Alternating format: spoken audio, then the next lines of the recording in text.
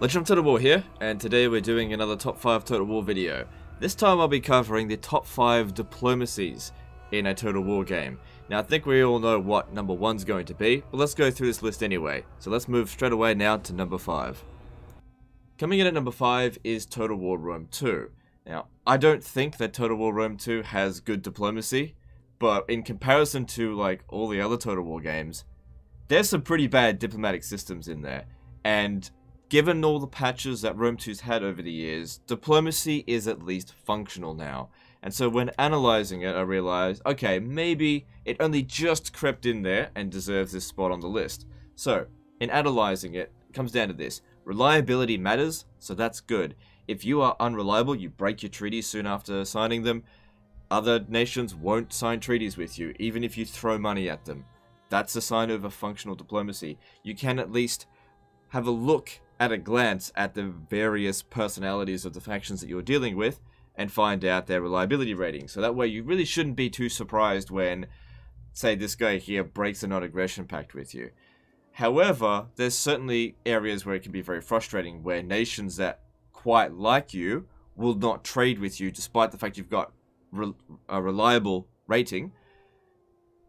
Sometimes it can just be very confusing and very unclear as to why somebody's declaring war on you and why someone won't trade with you. And so, come the late campaign, diplomacy sort of just goes out the window and becomes completely irrelevant. At the beginning of the campaign, though, it is alright. So, that's why it's getting a spot on this list. Basically, it gets a spot on this list if it's just okay. Anyway, let's move on now to number 4. Coming in at number 4 is Total War Warhammer 2. Now, this game doesn't really utilize a whole lot of diplomacy. It's not a big part of the game, which is not really any different from any other Total War game in that regard either. But from what I've experienced with the game, it is quite functional from when you do actually access it. Now, there's two instances that I want to draw upon. Firstly, I want to talk about the dwarves in this particular campaign, where I utilized alliances. Now, in previous Total War games, I have a massive aversion to alliances because they just tend to drag you into wars, and if two allies attack each other, you're left with an impossible choice in which you become unreliable no matter what.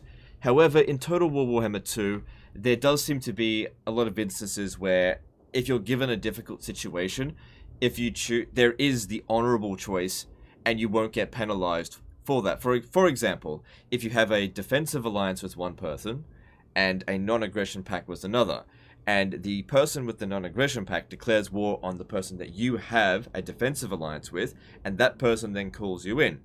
In previous Total War games, you are given the choice to defend your ally and break the non-aggression pact, which causes a diplomatic penalty, reliability penalty, or choose to break the alliance by refusing to get involved, honoring the non-aggression pact, but dishonoring the defensive alliance, in which case, a situation where you can't win. But in Total War Warhammer 2, at least from my experience, if you honor the alliance, you won't take a reputation hit, because the person who declared war, they're the ones who break the non-aggression pact, not you just for joining the war. That's an example, and that's definitely something that should be praised. Now, another instance that I want to talk about is actually like Warriors of Chaos. These are a faction that just don't utilize diplomacy at all. Sort of. In Warhammer 1, you sort of go through Northscope and establish vassals, but then what would happen is those vassals and military alliance would start fighting each other, and then it would all just fall to shit. But in Warhammer 2, when you establish those vassals, they stay loyal to you for the most part, depending, of course, on your reliability and your overall strength. And I noticed a massive difference between when I played the Warriors of Chaos in Warhammer 1 as opposed to when I played them in Warhammer 2. So diplomacy has been greatly improved in Warhammer. It's still not great, but I think it deserves a spot on this list due to the... It's not a great diplomatic system, but it's functional, and I think that's got to be praised, because there's a lot of Total War games where there's lots of options, but it's just totally not functional. So that's why it's getting a spot on this list. Let's now move on now to number 3. Coming in at number 3 is Napoleon Total War. So, Napoleon Total War's diplomacy, again, not perfect, but it is largely built off Empire Total War's diplomacy system, and diplomacy in that game was just flat out broken. And in Napoleon Total War, it is far better. Generally speaking, people honor their alliance. Like I said, generally speaking, as long as you don't massively piss off people, they usually honor their alliances. Alliances are actually important because, like, at the start of the campaign, you're talking about the Grand Campaign at least, most of the factions that you could start off with, their alliances are all interweaved with one another. You start off with a bunch of alliances, and those alliances can, if you play your cards right, stay intact. Like I said, as long as you play it carefully. If you go around declaring war too much or conquering too much territory, then everyone will start seeing you as a threat and break those treaties. In addition to that, this has more options in diplomacy than many of the other Total War games that came after it, such as technology trading, region trading, tributes. These are things that were later stripped out of Total War games because the AI just simply couldn't handle it. Now, you don't have to play a diplomatic game in Napoleon Total War, but I would say that not utilizing diplomacy in this game will make it significantly more difficult. And that's why it's getting the spot on this list. So let's now move on to number 2. Coming in at number 2 is Total War Shogun 2. Now, this is a Total War game in which if you don't utilize the diplomacy, you're going to have a hard time in the campaign. But ultimately, if you master the diplomacy and use it wisely, then you'll actually be able to handle a legendary campaign pretty easily, because diplomacy is very important in this game. Managing who you should go to war with, who you shouldn't, who you should ally with and who you shouldn't, who you should trade with and who you shouldn't, is going to make a big difference to your campaign.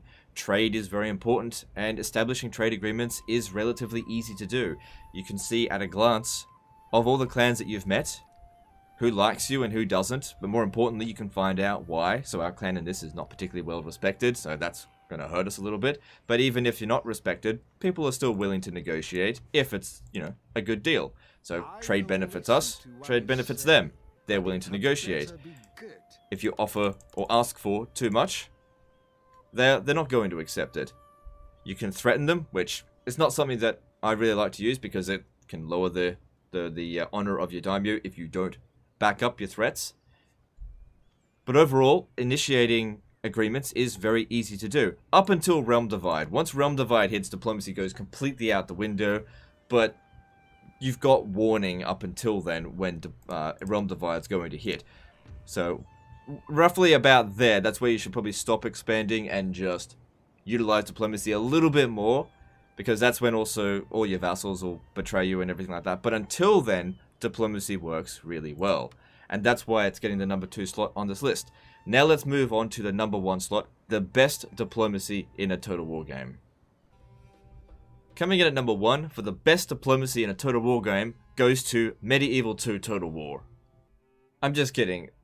The number 1 slot was always going to go to Total War 3 Kingdoms. I think it's been pretty well established that this has got the best diplomacy out of any Total War game, which is why I said at the start, it's not going to be a surprise what the number 1 slot is. But just a brief summary as to what makes this so much better than other diplomacy systems. For one thing, it's got more options than ever before in terms of diplomacy, by like a very large margin. I can't really think of any diplomatic option that's ever been in a previous Total War game that's not in this, with one exception, which is exchanging hostages. I don't think you can exchange hostages in this, which is fine. You don't desperately need that. But apart from, you know, having loads of different options, which a lot of the time you probably go through an entire campaign and never utilize, having quick deal, being able to just see at a glance who will and will not negotiate based on what you want, you know, whether you want to create a vassal, see who will and will not accept it, is exceptional. Because what this does is it saves the player a lot of time. Because previously, you have to go to the person, negotiate, and then just try to finagle your way around and see what you can get out of it. And then sometimes, most of the time, you'll end up with nothing. You'll end up with a bad deal anyway. Another thing that's good about it is when you do want to negotiate, and you put something down that you want,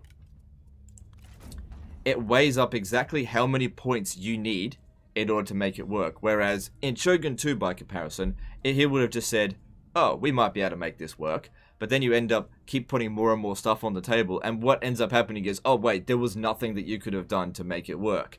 But if we hit this button, you find out, yes, this is what we need to do to make it happen, but we can certainly make adjustments from there. And that's why the diplomacy in Total War 3 Kingdoms gets the #1 slot. So that's the end of my top 5 list here. Let me know what you think, which diplomacy systems you think was maybe a deserving of a spot on this list, and which ones that were on this list that you think didn't deserve a spot. Anyway, I'll see you next time, fuckers.